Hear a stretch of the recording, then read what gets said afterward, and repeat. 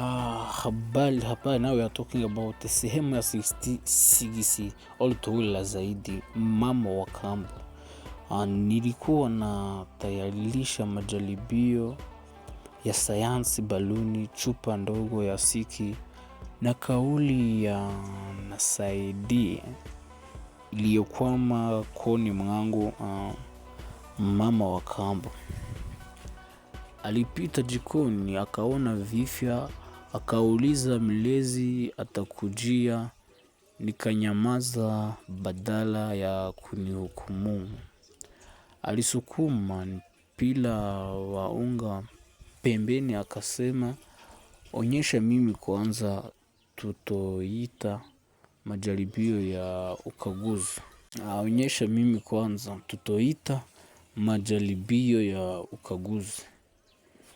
Tulimimina siki chupani, tukavisha baluni mudomoni, tukangoja gesi ijaze.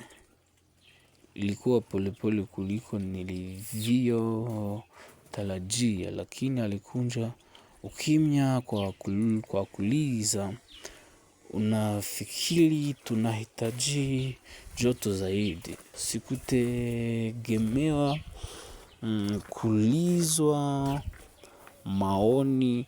Nilipendekeza tuhamishe chupa karibu na dirisha.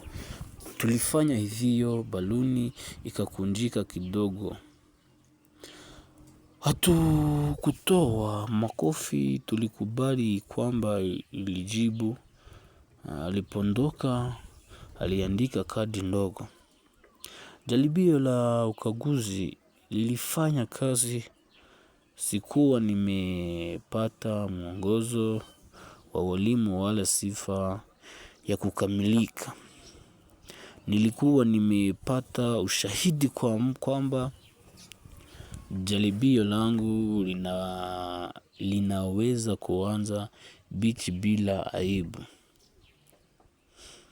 Sehemu ya 66 haina milango wa kabati, sweta wala sukali. Ina baluni iliyokunjika, chupa, joto kidogo na kadi yenye maneno machache. Tunajenga uhusiano wetu kwa kuruhusu kila jaribio la ukaguzi liwe halali.